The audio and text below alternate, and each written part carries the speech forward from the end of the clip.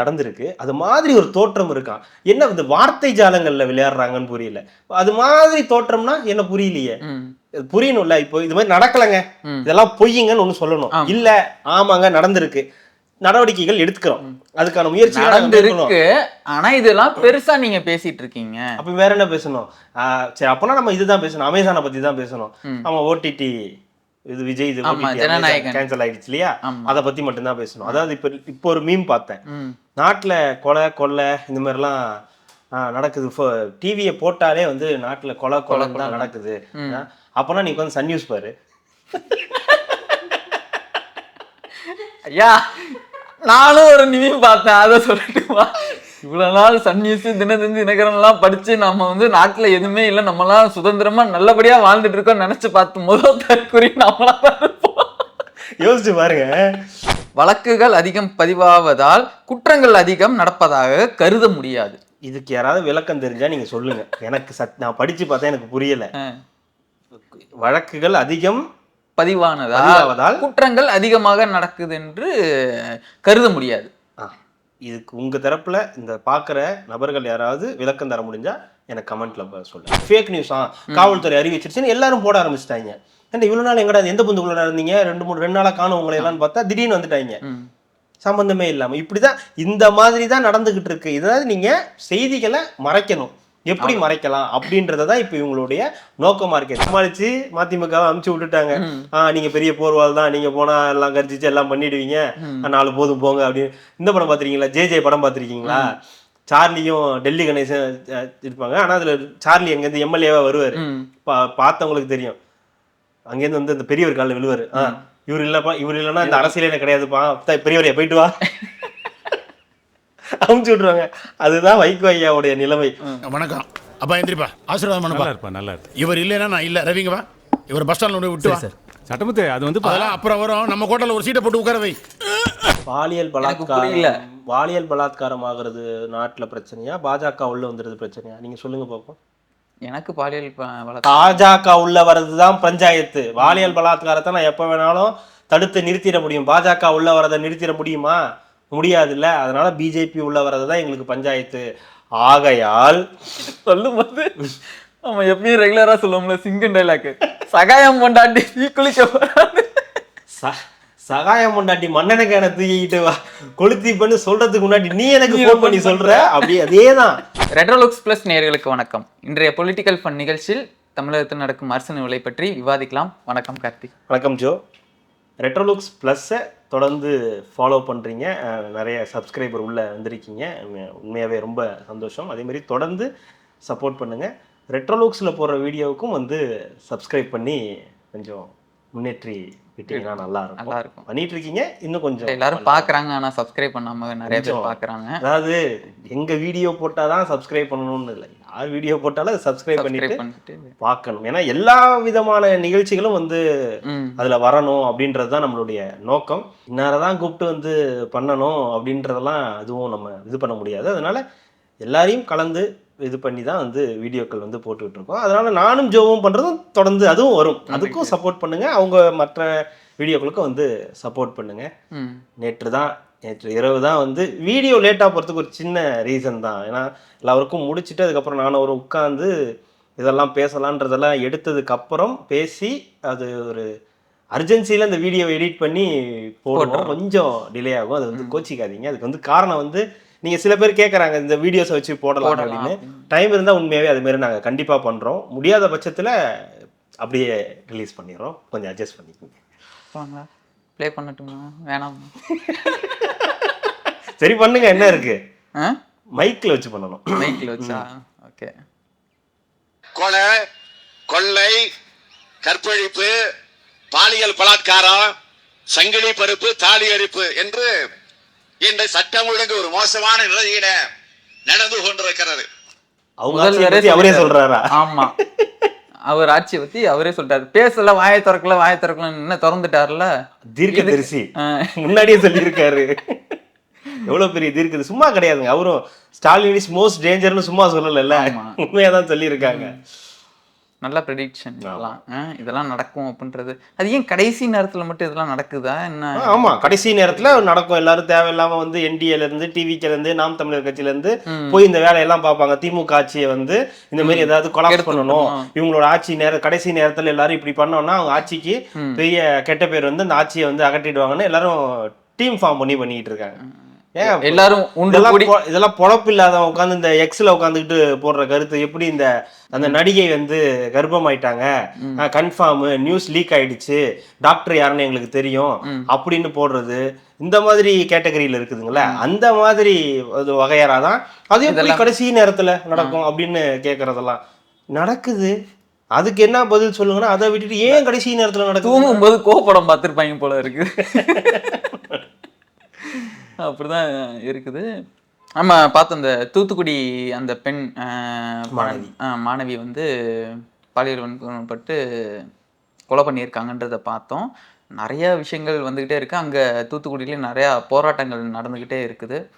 ஒரு நாளைக்கு முன்னாடியே கம்ப்ளைண்ட் கொடுக்க போயிருக்காங்க, உங்கள் பொண்ணு எங்கேயாவது ஓடி போயிருக்கும், அதை போய் நல்லா தேடுங்கன்னு சொல்லிட்டு கம்ப்ளைண்ட் எடுக்காமல் ஸ்டேஷனாக அலைய வச்சுருக்காங்க.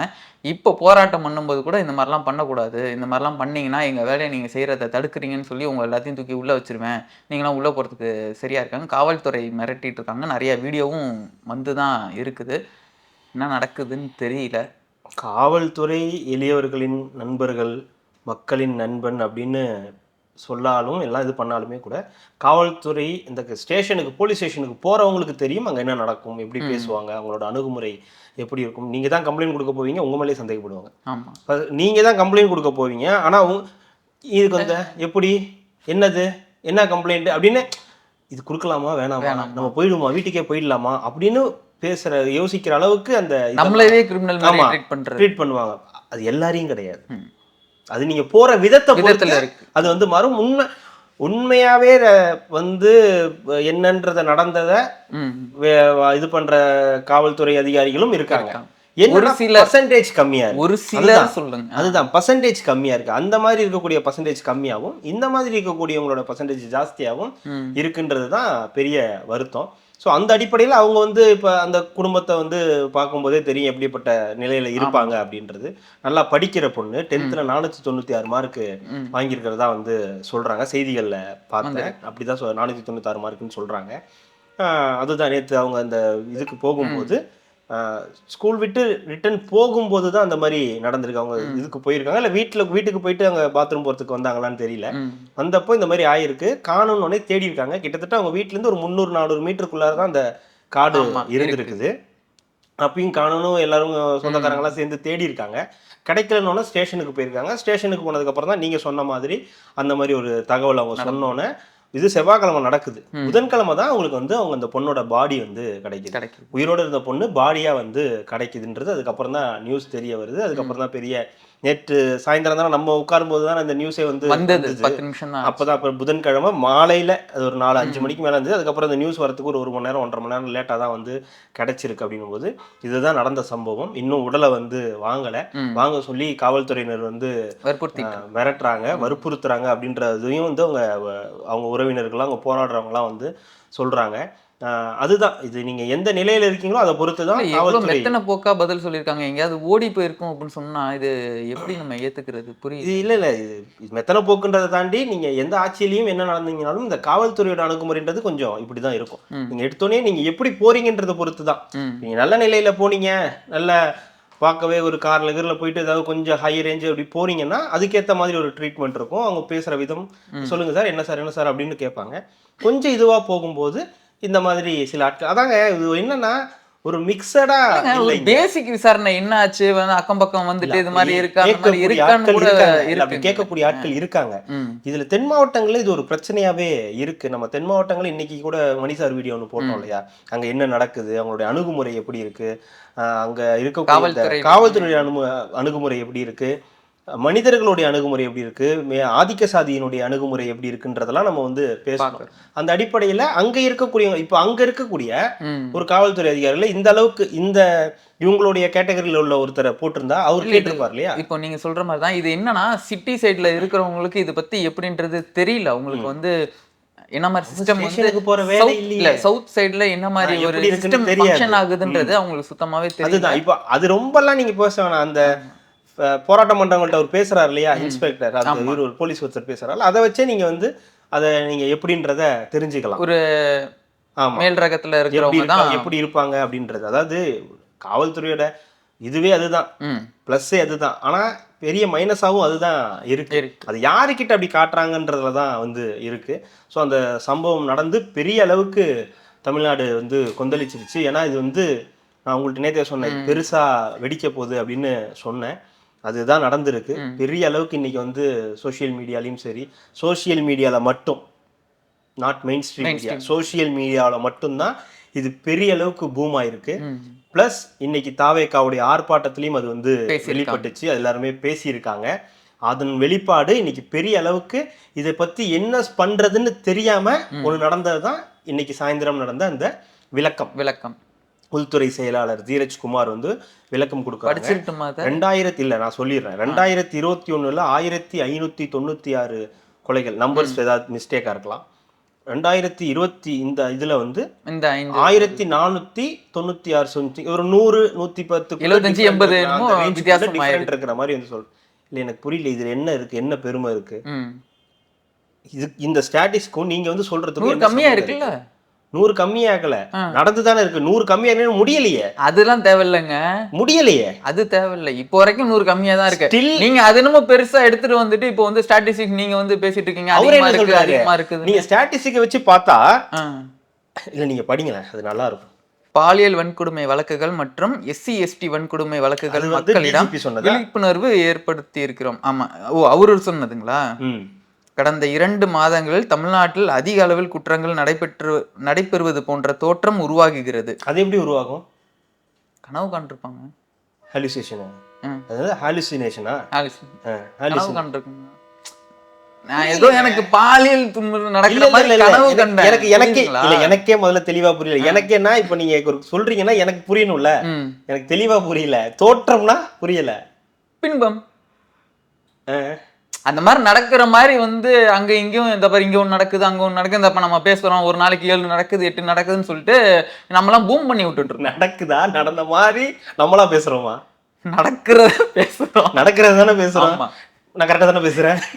இல்ல இவ்வளவு நாள் நீங்க பேசுனீங்களா இதை பத்தி? இவ்வளவு நடக்குது நீங்க பேசுனீங்களா? இப்போ எதுக்கு வந்து பேசுறீங்க? அததான் அவர் கேட்கிறாரு. அடுத்தது என்ன சொல்றாரு? குற்றங்கள் தொடர்பாக தவறான தகவல்கள் பரப்பப்படுவதால் ஆதாரங்களுடன் விளக்கம் அளிக்கிறோம். யாரு? தீரஜ்குமார். எதுக்கு?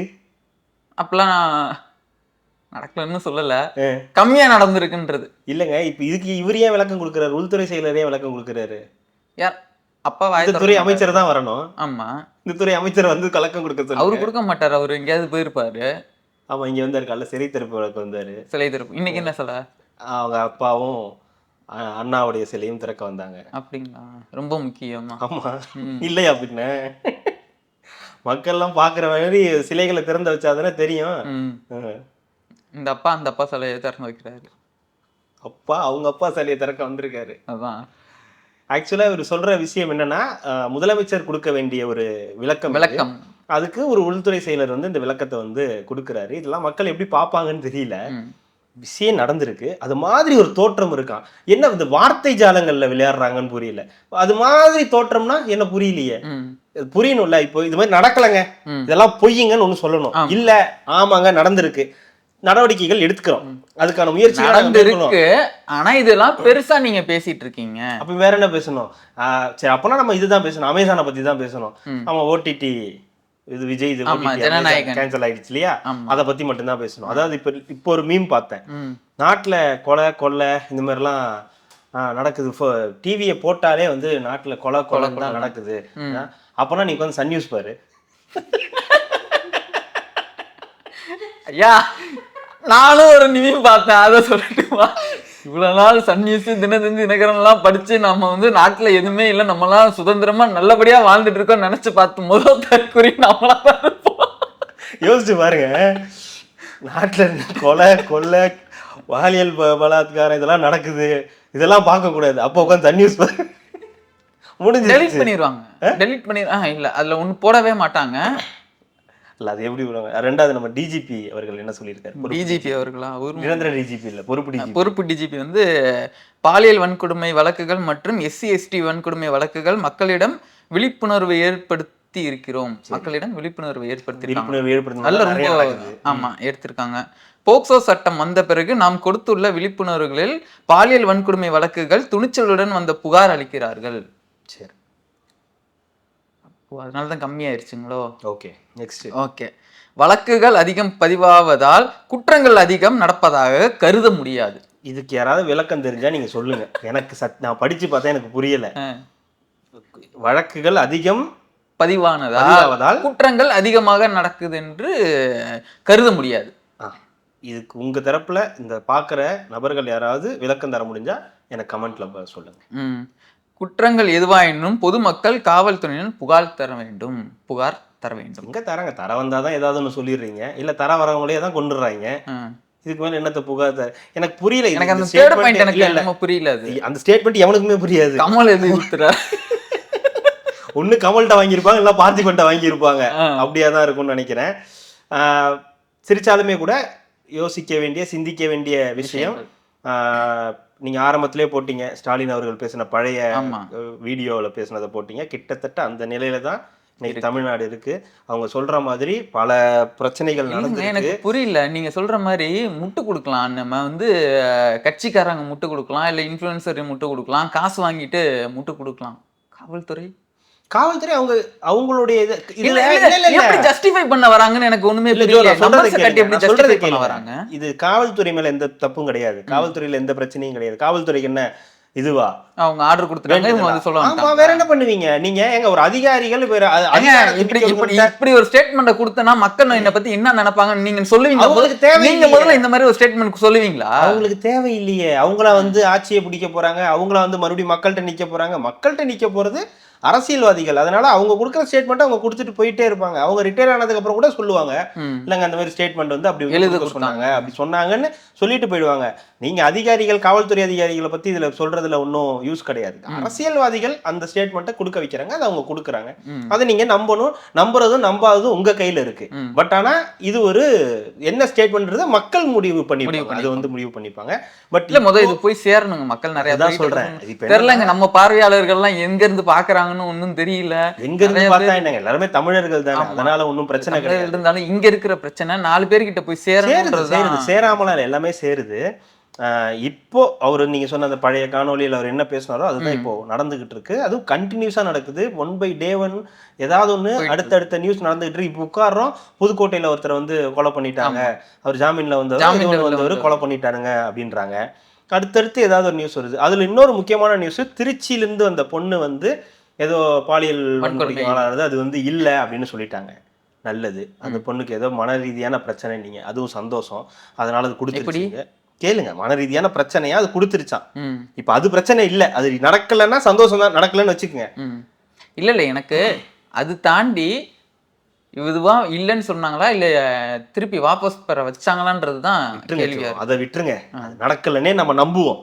அப்படி ஒண்ணு நடக்கலன்னே நம்புவோம், அது பிரச்சனை இல்லை. இப்ப அதை நீ வந்து நியூஸா போட்டுட்டு தானே நீ சொல்லணும். ஆமா, இந்த நியூஸை நான் போட்டேன், ஆனா இந்த நியூஸ் அப்படி கிடையாதான், அது வந்து ஃபேக்கா, அந்த பொண்ணு மேலதான் தப்புன்னு சொல்லணும்ல.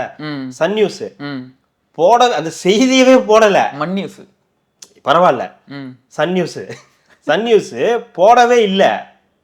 இன்னைக்கு வந்து அவங்க வந்து தப்பா போட்டிருக்காங்க, அவங்க வந்து அது மாதிரிலாம் இல்லையா அப்படின்னு காவல்துறை வந்து, நீ முதல்ல இந்த நியூஸை போட்டுட்டு அதுக்கப்புறம் அதுக்கு ஒரு விளக்கம் கொடு. நீ திடீர்னு இதை விளக்கம் கொடுத்தீங்கன்னா எங்களுக்கு என்ன புரியும்? அப்ப இதை மட்டும் எடுத்துட்டு வந்து கொடுக்க தெரியுது இல்ல, டைரக்டா இதுக்கு ஒரு 4 கார்டு போட தெரியுது இல்ல. இப்போ இந்த தூத்துக்குடி சம்பவத்துக்கு, இதுக்கு முன்னாடி நடந்த சம்பவத்துக்குலாம் இந்த இதுல இவங்களோட பெய்டு எல்லாரும் இருப்பாங்கல்ல, அவங்க எல்லாம் வாயை திறக்கல, எல்லாரும் சைலண்ட் மோடி போயிட்டாங்க. இந்த திருச்சி மேட்டர் பொண்ணு இருக்கு, அந்த பொண்ணு விஷயம் இருக்கு இல்லையா, அது இல்லைன்னா அது வந்து ஃபேக் நியூஸா, காவல்துறை அறிவிச்சிருச்சுன்னு எல்லாரும் போட ஆரம்பிச்சிட்டாங்க.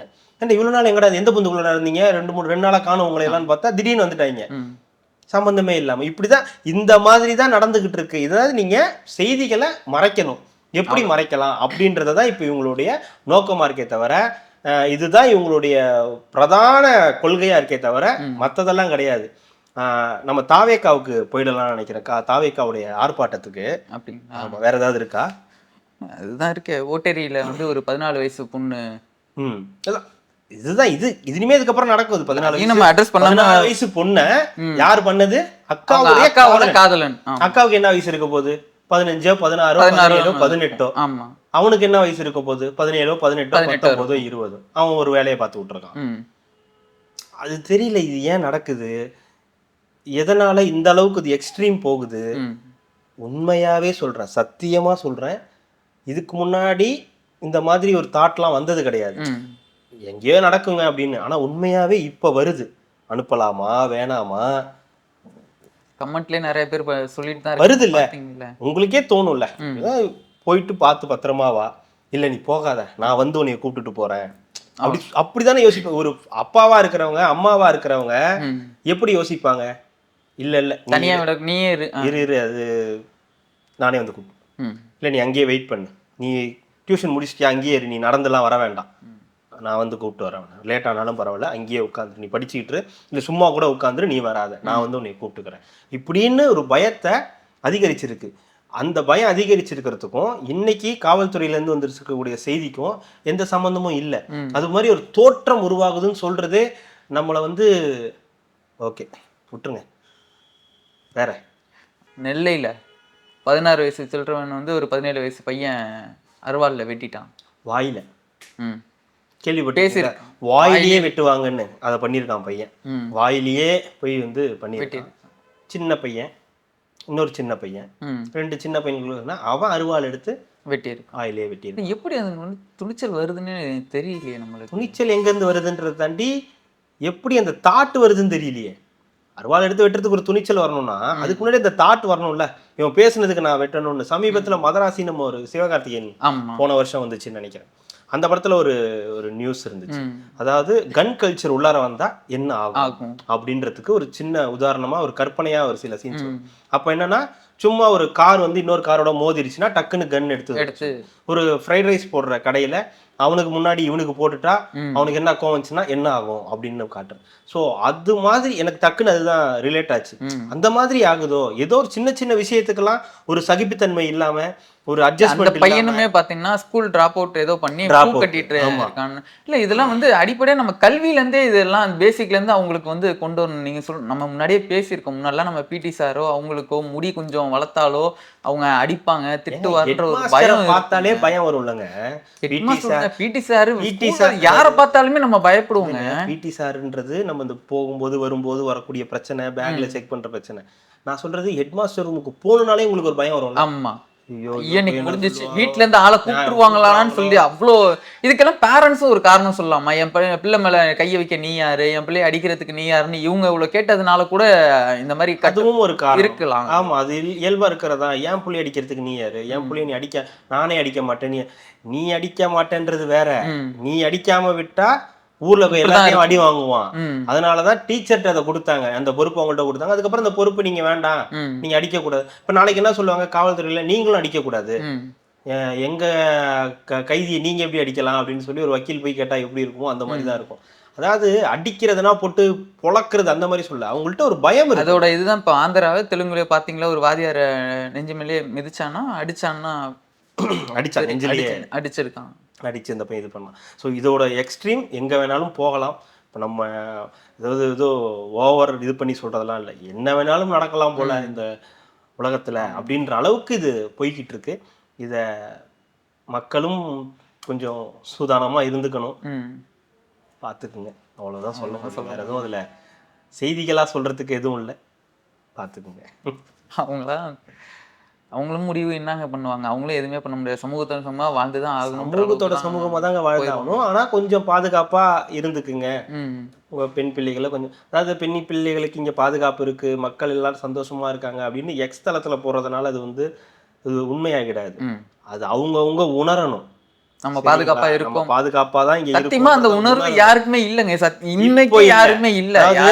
இவ்வளவு நாளா கூட அது வந்து தெரியல. ஏன்னா அவரு தீரஜ்குமாரோ டிஜிபியோ சொல்ற மாதிரி வந்து அது மாதிரி வழக்குகள் பதிவாவதனாலேயே கருதுறாங்கன்னா அப்ப அந்த அளவுக்கு செய்திகள் வந்து வரல, வெளியே வரவிடலை. இப்ப சோசியல் மீடியாவோட தாக்கம் அதிகமா இருக்கு. ஒரு நியூஸ் இந்த 2 வாரத்துல மட்டும் நடந்த பட்டியலை எடுத்து பேசினா அதை மட்டுமே நம்மளால பேச முடியும். நான் இப்போ இன்னொன்னு, கள்ளக்குறிச்சியில வந்து மனைவி வந்து ஹஸ்பண்டை வந்து பெட்ரோல் ஊற்றி எரிச்சிருக்காங்க. இது என்ன பண்ணிட்டாங்கன்னா தற்கொலைன்னு சொல்லி இது பண்ணிட்டாங்க. அவங்க சொந்தக்காரங்க எல்லாமே சிசிடிவி எல்லாத்தையும் வச்சு எல்லாம் இது பண்ணி இப்போ விசாரிச்சதுக்கு அப்புறம் தான் இல்லாம நான் தான் பண்ணேன். ஸோ இந்த மாதிரி மறைக்கப்பட்டது எவ்வளோ இருக்கும், இது வந்து தற்கொலை சூசைடான்னு சொல்லி மறைக்கப்பட்ட விஷயங்கள் எவ்வளோ இருக்கும், எஃப்ஐஆரே போடாம இருந்த விஷயங்கள் எவ்வளோ இருக்கும். எக்ஸ்ட்ரீம் போயிட்டு இருக்கு ஜோ. அதுதான் சொல்றேன், நம்ம வந்து பாதுகாப்பான சூழல்ல இருக்கோன்றத நம்ம நம்பணும். நம்மளே முதல்ல நம்பணும். ஆனா இப்ப அந்த நம்பிக்கையை கொஞ்சம் கொஞ்சமா அது ஏதோ கம்மியாகிட்டு வருதோ அப்படின்ற ஒரு கேள்விக்குறி இப்போ வருது. இயல்பா எல்லாருக்குள்ளாரையும் ஒரு ஒரு இது பயம் உண்டாகி இருக்கு. அது இப்ப சமீபமா நடக்கக்கூடிய சம்பவங்கள், அதுவும் பொண்ணுங்களுக்கு நடக்கக்கூடிய இந்த பாலியல் ரீதியான துன்புறுத்தல்கள் எல்லாமே ஒரு பெரிய கேள்விக்குறியை ஏற்படுத்தி இருக்கு.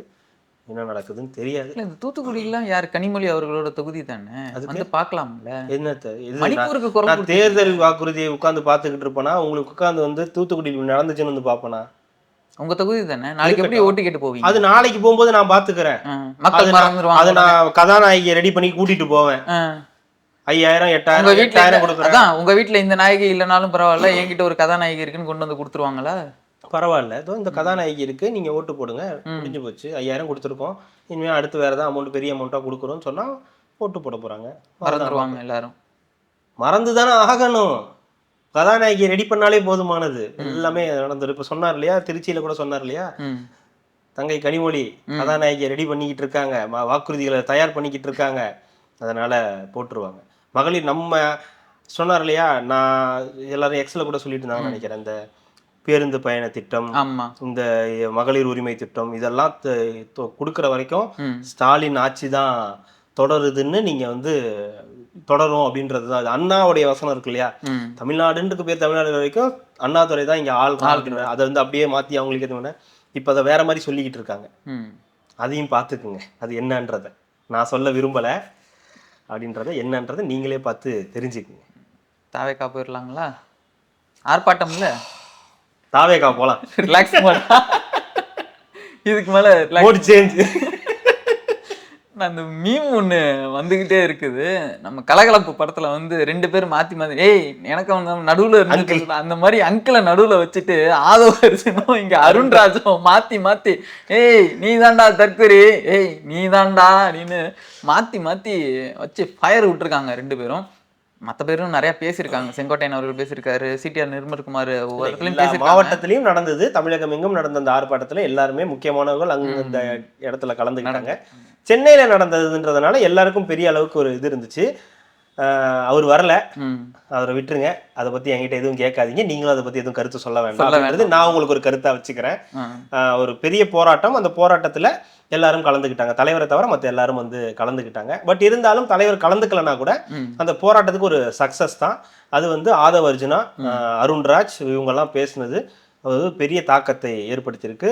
அருண்ராஜ் அவர்கள் ஒரு ஸ்டெப் இறங்கி போய் தற்குறி அப்படின்னே வந்து முதலமைச்சரை வந்து சொன்னாரு அப்படின்றத பார்க்க முடிஞ்சது. கோவத்தின் உச்சத்துக்கே அவர் வந்து போயிட்டாரு. அவங்க தொடர்ந்து இந்த இதை வலியுறுத்திட்டு இருக்காங்க. அதிமுகவும் சரி தாவேக்காவும் சரி தொடர்ந்து சொல்ற விஷயம், பொறுப்பு டிஜிபி இருக்கக்கூடாது, நிரந்தர டிஜிபி இருந்தா இதுக்கெல்லாம் ஒரு நிரந்தர தீர்வு கிடைச்சிருக்கும். அதை பண்ணாததான் காரணம். அவரும் அந்த ஹெட் மாஸ்டரை தான் வந்து சொன்னாரு. எப்படி ஒரு ஸ்கூல் ஹெட் மாஸ்டர் இல்லாம சரியா இயங்காதோ அது மாதிரிதான் தமிழ்நாடு போலீஸும் ஒரு டிஜிபின்னு ஒருத்தர் இல்லாம இந்த துறை சரியா இயங்காதுன்றத சரியான உதாரணத்தோட அவர் வந்து சொன்னாரு. எக்ஸ்ட்ரீம் போய் பேசிட்டாரு. இன்னைக்கு வந்து கோவத்தின் உச்சத்துக்கே வந்து அருண்ராஜ் அவர்கள் பேசினாரு.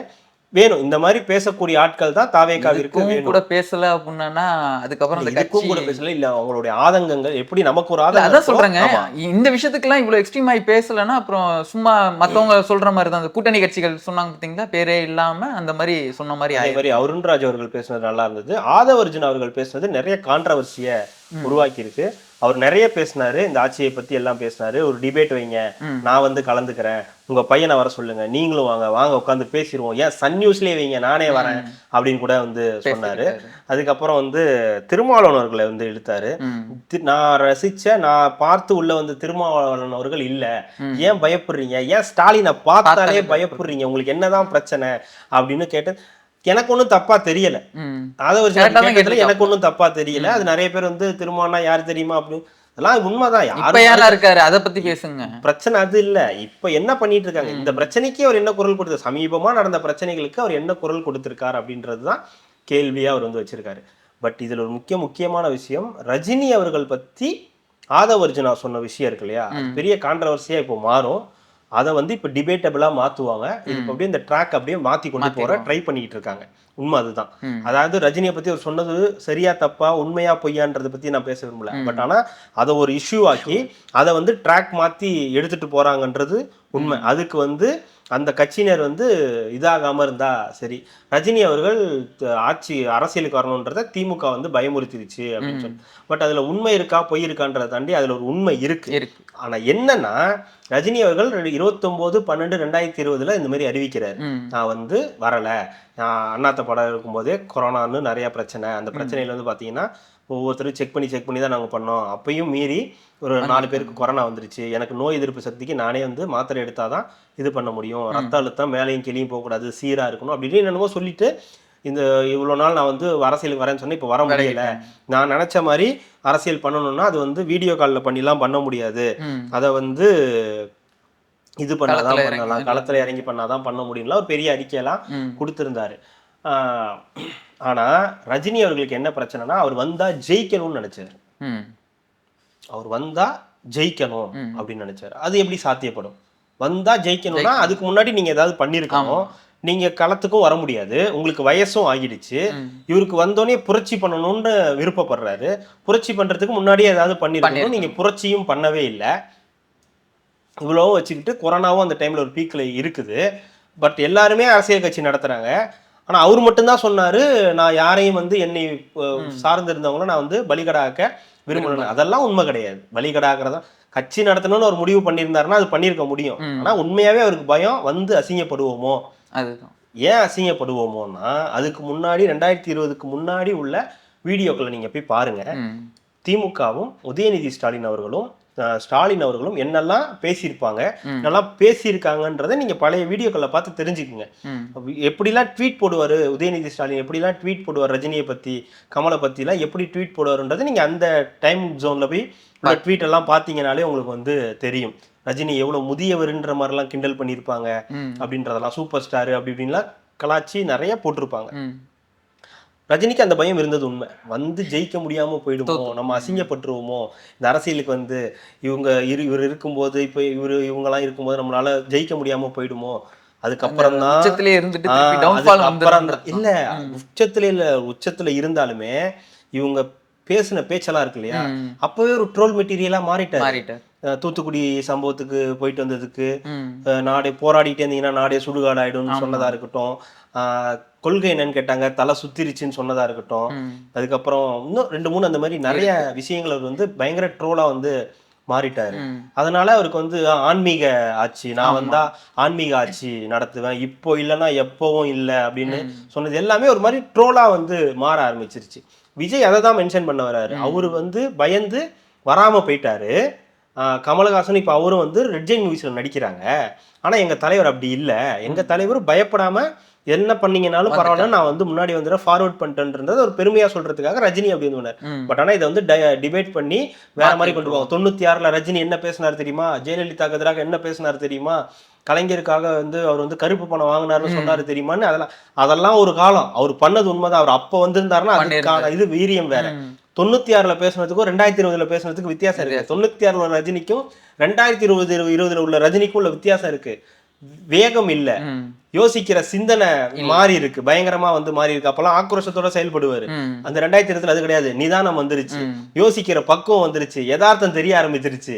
யதார்த்தத்துல என்ன இது, திமுக அதிமுக 2 பெரிய கட்சி இருக்கு. நடுவில் இப்ப வந்தோம்னா நம்மளால அதிகபட்சம் 15ஓ 20ஓ இதுதான் பண்ண முடியும், உடைக்கதான் முடியுமே தவிர ஜெயிக்க முடியாது. சோ அடுத்தடுத்த தேர்தலை சந்திக்கணும்னா வயசு கிடையாது.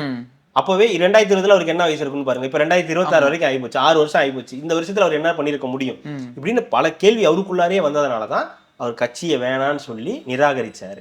அது கொரோனாவும் ஒரு காரணம், அவருக்குள்ள அந்த பயமும் ஒரு காரணம்.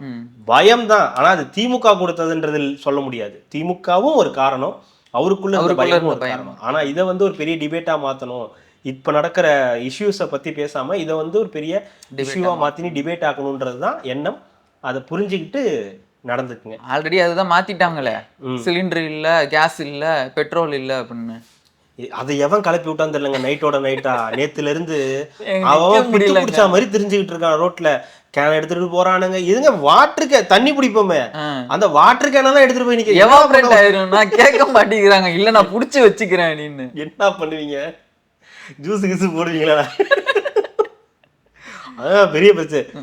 ஸ்டாக் இருக்குதுங்க. ஆமா. அதாவது அவங்க சொல்ற அளவுக்கு இருக்கா இல்லையான்னு தெரியாது, பட் ஓரளவுக்கு ஸ்டாக் வந்து இருக்கு. இப்போ ஏன்னா பெட்ரோல் பங்க்ல ஸ்டாக் இல்லைன்னா அவங்க போர்டு போட்டு கிளம்பிடுவாங்க, இல்லைங்க அப்படின்ட்டு போயிடுவாங்க. ஆனா ஸ்டாக் ஓரளவுக்கு இருக்கு. ரெண்டாவது நமக்கு வர வேண்டிய அந்த இதையும் வந்து ஆயிலும் வந்து வந்துகிட்டு இருக்கு.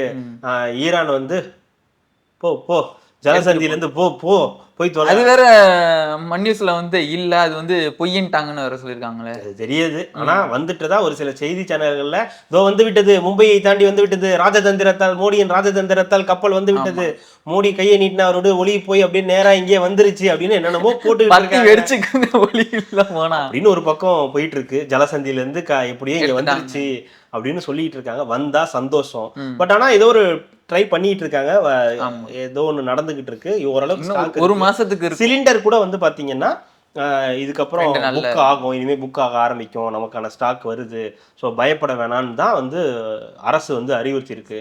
நம்மளும் தேவையில்லாம ஓவரா ஐப்பா ஐயோ கிடைக்காம போயிடுவோம் அப்படின்னு இந்த கொரோனா டைம்ல பண்ண மாதிரி இந்த மழை வரும்போது போயிட்டு கடையை காலி பண்றது, சூப்பர் மார்க்கெட்டுங்களை காலி பண்றது, நாளைக்கு எக்ஸ்பைரி ஆக போற சிப்ஸ் பாக்கெட் எல்லாத்தையும் வாங்கிட்டு வந்து வீட்டுல போடுறது, முட்டை, பால், பன்னு, சம்பந்தம் இல்லாம பொருளை வாங்கிட்டு வந்து வீட்டுல வச்சுக்கிறது, மெழுகுவத்தி வாங்கிட்டு வந்து வீட்டுல வச்சுக்கிறது. இதுக்கு வந்து மவுசை பாத்தீங்களா, இந்த இண்டக்ஷன் ஸ்டவ்வுக்கு எல்லாத்துலயுமே வந்து சோல்ட் அவுட் ஆகி கிடக்குது. அதுக்கு வந்த இது, அப்புறம் அடுப்பு, அதுக்கு விறகுக்கு வந்த இது, விறகெல்லாம் என்னன்னு கேட்பானுங்க. அப்படின்னா என்னன்னே தெரியாது.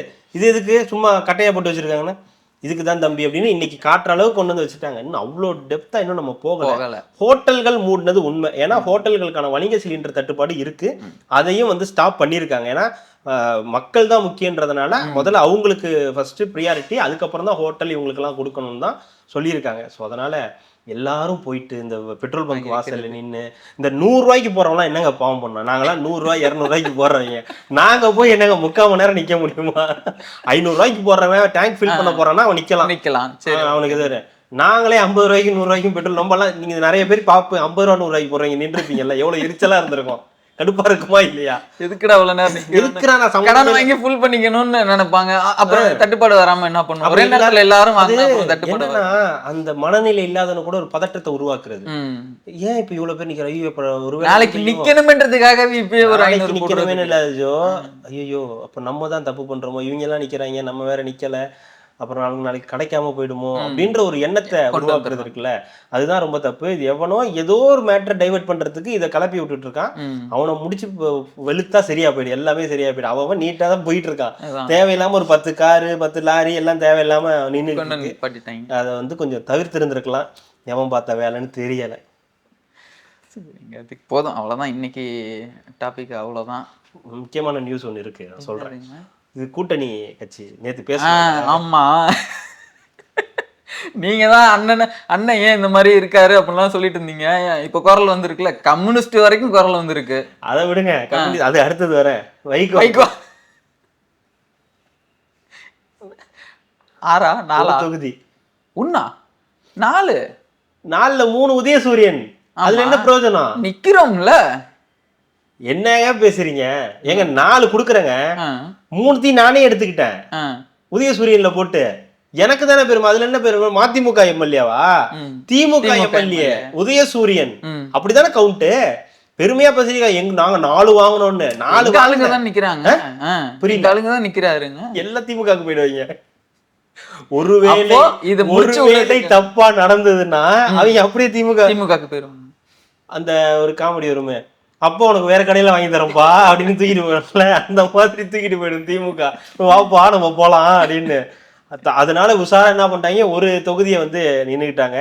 எனக்கு அந்த ஒரு தொகுதி வாங்கினதெல்லாம் கூட இல்லை, செய்தியாளர் சந்திப்பின் போது பின்னாடி நின்ன மூஞ்செல்லாம் பார்க்கணுமே. துரை வைகோ அவங்களுக்கு பின்னாடி ஒரு தொகுதி வாங்கினதுக்கு இவர் பிரஸ் மீட் கொடுத்துக்கிட்டு இருக்காரு. அது பெருமையா வேற பேசணும். இது நம்ம அடுத்து நம்ம வேற இது கேட்பாங்க. நம்ம வேற பெருமையா கொடியெல்லாம் வேற கையில குத்திட்டு நிக்கிறோம். ஹிட்லர் நாசி கொடியை கொத்திட்டு நிக்கிறாரு. யோசிச்சு பாருங்க, 4 தொகுதியை வாங்கி நான் தனி சின்னத்துல நிக்கிறேன்னு சொல்ல கூட முடியாம 3 தொகுதியை தாராவாத்து கொடுத்துட்டு 1 தொகுதியார வாங்கிட்டு வந்திருக்காரு. யாராவது எங்க கொடுத்தாரு? அவங்க எடுத்துட்டு போகதான் மிச்சம் கொடுத்துருக்காங்க. இதுதானே அது 4ன்னு சொல்லும்போது பெரிய நம்பரா அப்படி காட்டிட்டு அப்படி. இதுக்கு நீங்க 2 தொகுதி வாங்கி 2யும் தனி சின்னத்துல நீங்களே நின்று இருந்திருக்கலாம், பெருமையாவது இருந்திருக்கும். 2 தொகுதி வாங்கினா கூட தனி சின்னத்துல, 4 வாங்கி 3 கொடுத்து 1 வாங்கி தனி சின்னத்துல நிக்கிறதுக்கு எதுக்கு நிக்கணும்? இதுக்கு நீங்க தேர்தலையே புறக்கணித்து இருந்திருக்கலாம். அந்த 4 தொகுதியாவது யாருக்காவது விடுதலை சிறுத்தைகளுக்கு சின்னம் போயிருச்சுன்னா, சின்னம் போயிருச்சு இருந்து மட்டும் என்ன பண்ண போகுது இந்த சின்னம்? இந்த நாட்டுக்கு இந்த இப்ப என்ன பண்ணிடுச்சு? இப்ப சரி விடுங்க, எல்லாத்துக்கும் தெரிஞ்ச ஒரே சின்ன பம்பரம், அதுவுமே இல்லாம பம்பரெல்லாம் சாட்டையெல்லாம் பிடிங்கிட்டு அடிச்சு வெறும் பம்பரத்தை மட்டும் சின்ன பண்றது ஆணிதான் இருக்கு இப்போ. சரி இவங்க தான் இப்படி பண்றாங்க, இவங்க எப்படியா சமாளிச்சு மதிமுகவை அமுச்சு விட்டுட்டாங்க. நீங்க பெரிய போர்வால் தான், நீங்க போனா எல்லாம் கர்ஜிச்சு எல்லாம் பண்ணிடுவீங்க, 4 போதும் போங்க அப்படின்னு. இந்த படம் பாத்திருக்கீங்களா? ஜே படம் பாத்திருக்கீங்களா? சார்லியும் டெல்லி கணேசன் இருப்பாங்க. ஆனா அதுல சார்லி எங்க இருந்து எம்எல்ஏவா வருவாரு, பார்த்தவங்களுக்கு தெரியும். அங்கேருந்து வந்து இந்த பெரியவர் காலில் விழுவாரு. இவர் இல்லப்பா, இவர் இல்லைன்னா இந்த அரசியலே கிடையாதுப்பா, பெரியவரையா போயிட்டு வா அமுச்சு விட்டுருவாங்க. அதுதான் வைகோ ஐயாவுடைய நிலைமை.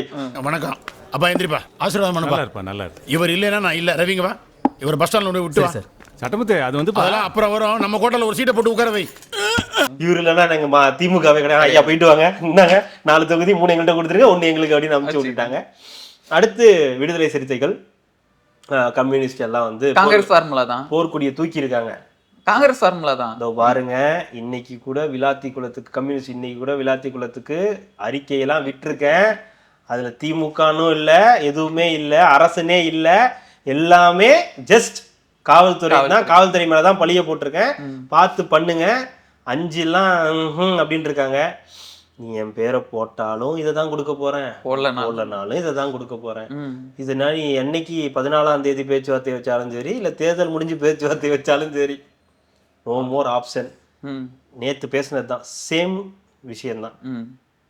தேமுதிகவுக்கு கொடுக்கிற மரியாதையும் கொடுக்கக்கூடிய சீட்டையும் இந்த கட்சிகளுக்கு கொடுக்க மாட்டேங்க. கொளுத்தி போடல ஜோக், அவங்க கேட்கறதுதான், அவங்களுடைய குரலே அதுதான்.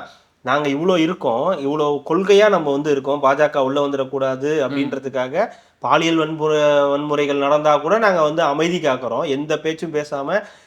என்கிட்ட வளர்ந்த பையன், என்கிட்ட வந்து தஞ்சம் அடைஞ்ச பையனையே காவை கொடுத்துட்டு, தாவேக்காகிட்ட கொடுத்துட்டு, அவன் இன்னைக்கு மேடையிலேயே கேவலப்படுத்திக்கிட்டு இருக்கான். அப்பயும் நான் உங்களுக்காக நிக்கிறேன், பிஜேபி உள்ள வந்துரும்னு. அப்பயும் நீங்க 5 தாண்ட மாட்டேன் அப்படின்னா அது வந்து என்ன அப்படின்னு இருந்திருக்கு. ஒரு சலசலப்பு உள்ள ஏற்பட்டிருக்கு. சோ அதனால வெளியே வெளியெல்லாம் அதுவும் வேற ஏதோ போட்டுட்டு இருக்காங்க. விசிகாவும் தாவேக்காவும் கூட்டணிக்கு அவர் எப்படிங்க வருவாரு? அவர் தான் பிஜேபியோட RSS பிஜேபியோட பி டீம்னு விஜய சொல்றாரு. அப்புறம் வந்தாருன்னா அது அவருக்கு அவமானமா மாறிடாதா? அதாவது அவங்க வரணும். உங்களுக்கு அங்க உட்கார்ந்து நசுக்கி 4 சீட்டு கொடுக்கறது உங்களுக்கு அவமானமா தெரியல. இங்க வந்து ஒரு ஆட்சியில பங்கு, அதிகாரத்துல பங்கு கொடுத்து உங்களுக்கு ஒரு பொசிஷன் கொடுத்து நல்ல சீட்டு கொடுத்து வைக்கிறது உங்களுக்கு அவமானமா தெரியுதா? பாலியல் பலாத்காரம் ஆகுறது நாட்டுல பிரச்சனையா, பாஜக உள்ள வந்துருது பிரச்சனையா? நீங்க சொல்லுங்க பாப்போம். எனக்கு பாலியல் பாஜக உள்ள வர்றதுதான் பஞ்சாயத்து. பாலியல் பலாத்காரத்தை நான் எப்ப வேணாலும் தடுத்து நிறுத்திட முடியும். பாஜக உள்ள வரதை நிறுத்திட முடியுமா? முடியாது இல்ல. அதனால பிஜேபி உள்ள வர்றதுதான் எங்களுக்கு பஞ்சாயத்து. ஆகையால் சொல்லும்போது நம்ம எப்பயும் ரெகுலரா சொல்லுவோம்ல சிங்கம் டைலாக், சகாயம் கொண்டாட்டி சகாயம் கொண்டாட்டி மண்ணெண்ண கேன தூக்கிட்டு கொளுத்தி பண்ணி சொல்றதுக்கு முன்னாடி நீ எனக்கு போன் பண்ணி சொல்ற, அப்படி அதேதான். அதனால வந்து திருமாவளவர்கள் அவர்களும் சரி, விடுதலை இது கம்யூனிஸ்ட் கட்சி தோழர்களும் சரி, போர்க்கொடியை இப்பதான் கட்ட ஆரம்பிச்சிருக்காங்க. என்னங்க நம்ம 3 பேர் சேர்ந்து கட்டுவோமா கொடி அப்படின்னாங்க. கட்டுங்க, எப்படியும் அந்த கொடி ஏத்த போறது இல்ல, சும்மா இப்படி பண்ண போறோம், திருப்பி இப்படி கீழே இறக்க போறோம், இதுதானே பண்ண போறோம் அப்படின்னு அவங்களுக்குள்ள பேசி. அதுக்கு மேல பெரிய கொடியா எம்எல்எம் இல்ல, இது எதுவுமே பிரச்சனை இல்ல. தேமுதிக உள்ள வந்தது மட்டும்தான் பிரச்சனை. தேமுதிகவுக்கு நீங்க 7ஓ 8ஓ கொடுக்குறேன்றீங்கல்ல, அதை தாண்டி கொடுங்க. முடியாதுன்னா அவங்களுக்கு ஈக்குவலா கொடுங்க. 6 கொடுக்கறதுக்கு நாங்க ஏத்துக்க மாட்டோம். 8ன்னு அவர் நிக்கிறாரு, 8 தொகுதி வேணும் அப்படின்னு குறியா நிக்கிறாரு திருமாவளவர்கள். அவங்களும் 5 தொகுதி 7 தொகுதி கிட்ட கேட்கறதா சொல்றாங்க. அதனால இப்ப திமுக என்ன பண்றதுன்ற ஒரு யோசனையில இருக்காங்க. அதனாலதான் தலைவன் தந்தெல்லாம் 2 புடுங்குனது, 3 புடுங்குனது, 1 மட்டும் போய் நில்லுங்க அப்படின்னு சொல்லி கொடுத்துருக்காங்க. சோ அடுத்து ஆண்டவர் முடிஞ்சிச்சா? ஆண்டவருக்குலாம் ஒண்ணுமே கிடையாது, சைன் மட்டும் போட்டு போங்கன்னு சொன்னாங்க, நம்பர் கூட போடலையா. போடல. கமல்ஹாசன் அப்படின்னு மட்டும் போட்டுட்டு போங்க அப்படின்னு இருக்காங்க. என்னங்க வெறும் கையெழுத்து, போங்கங்க நீங்க வேற வெறியேத்திட்டு இருக்காதீங்க அப்படின்னு அமுச்சு விட்டுட்டு இருக்காங்க. அவ்வளவுதான். அவர்கிட்ட எல்லாம் பேச்சுவார்த்தையே கிடையாது. வந்தாரா, வந்து சால்வியை கொடுத்துட்டு நின்னாரா, 2 சீட்டு அப்படின்ட்டு உட்கார்றதுக்குலாம் வேலையே கிடையாது. நீங்க முதல்ல ஷூட்டிங் கிளம்புங்க, இன்பநிதி அங்க வெயிட்டிங், என்ன பண்ணிட்டு இருக்கீங்க அப்படின்னு கேட்கறாரு. தலைவர் கிளம்பிட்டாரா ஷூட்டிங்கு, நீங்களும் கிளம்புங்க அப்படின்ட்டாங்களாம். சரின்னு போயிட்டாரு. அவ்வளவுதான். இன்னும் பெரிய வேலையெல்லாம் கிடையாதான். அவ்வளவுதான். ஓகே, போதும். சொல்லிட்டார் கே நேரு சொல்லிட்டாரா, எனக்கு டயர்டா இருக்குங்க, எனக்கு மாநாடுலாம் போட்டது ரொம்ப டயர்டா இருக்கு, 10 லட்சம் பேர் வர வச்சது ரொம்ப ஒரு மாதிரி இருக்கு, அதனால நீ கிளம்புங்க அப்படின்ட்டு இருக்காரு. சரிங்க பரவாயில்ல அப்படின்ட்டு வந்துட்டு இருக்காரு. நான் வேணா டார்ச் லைட் உடைச்சு கட் பண்ணி எல்லாத்தையும் போட்டாச்சு. நீ கொண்டு வராது, ஸ்கிராப்ல போட்டாச்சு. சூரியன் தான். எத்தனை வருஷம் நிஜமாலுமே சூரியன் தானா? சூரியன் தான். லைட் கிடையாதா? நான் எதை சொன்னேன், பவர் கம்மியா இருக்குன்னு சொல்லிட்டாங்க. பவர் சரியில்லை, அதனால நீங்க வந்து இதுக்கு தான் வரணும்ட்டாங்க. மத்த கட்சிக்கலாம் எதுக்கெல்லாம் எல்லாத்தையும் பேசாம சூரியன்ல நிக்க வச்சிருங்க. எல்லாருக்குமே சூரியன் தாங்க. எனக்கு எக்ஸப்ட் வந்து விடுதலை சிறுத்தைகள் தனியா நிப்பாங்க, அவங்களுக்கு ஒரு மான மரியாதை இருக்குன்னு சொல்லி அவங்க வந்து தனியா இருக்கு சொல்றதை கேளுங்க. மான மரியாதை இருக்கு, எங்களுக்கு வந்து தனியா தான் வேணும்னு சொல்லிட்டாங்க. மார்க்சிஸ்ட் கம்யூனிஸ்டும் அவங்க வந்து தனியா தான் அவங்களுடைய சின்னத்துல தான் வந்து நிப்பாங்க. கம்பு 60 தூக்கி போட்டோன்னா அதுக்கு மேல அவ்வளவுதான், அதுக்கு மேல எதுவுமே இல்லை. ஸோ அதனால அவங்க அந்த சின்னத்துல தான் நிக்கிறாங்க. வேற யார் இருக்கா? அதான் 3 புடிங்கிட்டு 1 கொடுத்தாச்சு. ஏதாவது நீ தீப்பட்டில் நின்று கொளுத்திக்கிட்டாலும் சரி, குழு பத்த வச்சினாலும் முரசு பெரிய கட்சி. அப்படிதான் தாயுமானவர் நம்பிக்கிட்டு இருக்காரு. முரசு பெரிய கட்சி, அந்த கட்சிக்கு நம்ம அந்த கட்சி தான் நம்மளை வந்து காப்பாத்த போகுதுன்னு. பெருசா காவு வாங்க போறது இந்த கட்சி, பாத்துக்கிட்டே இருங்க, அதுதான் காவு வாங்கி ஏதோ பண்ண போகுதுன்னு நினைக்கிறேன். அவங்க அதுதாங்க பிரச்சனையே. அவங்க ஏதோ ஒரு பெரிய கட்சி மாதிரி அவங்களுக்கு ஒரு ராஜ்யசபா கொடுத்து அவங்களுக்கு வரவேற்பு என்ன, அவங்கள பேச வைக்கிறது என்ன அப்படின்னு சொல்லி இவங்க இந்த டீமுக்கு ஒரு பழைய கையங்களுக்கு பெரிய பிரச்சனை. இத்தனை வருஷமா கூட இருக்கும், ஒரு மரியாதை இல்லை, ஒரு ஸ்வீட்க்கு எக்ஸ்ட்ரா கேட்டா வைக்க மாட்டாங்க, ஒரு பால்காவா கொஞ்சம் எக்ஸ்ட்ரா வைங்கன்னு கேட்டா எங்க அவ்வளவுதாங்க பாக்ஸ் காலின்றாங்க, அங்க மட்டும் டப்பா கொடுக்குறாங்க அப்படின்னு ஒரு பெரிய பஞ்சாயத்து போயிட்டு இருக்கு. ஸோ லாஸ்ட் டைம் வந்து ஒரு அமௌண்ட் கொடுத்தாங்க, டைரக்டா அஃபிஷியலாவே கொடுத்தாங்க, ஒரு 10 கோடி என்னவோ கம்யூனிஸ்டுகளுக்கு கொடுத்தாங்க, தேர்தல் இதுக்குன்னு சொல்லி ஒரு அமௌண்ட் கொடுத்தாங்க. ஸோ மேபி இந்த தடவை கொஞ்சம் அதிகமாக கொடுக்கலாம், ஏன்னா சீட்டை கம்மி பண்ணிக்கிங்க, புது கட்சிகள் உள்ள வந்திருக்கு, அதனால சீட்டை கம்மி பண்ணிக்கிட்டு அமௌண்ட் அதிகமாக வாங்கி சொல்லலாம்.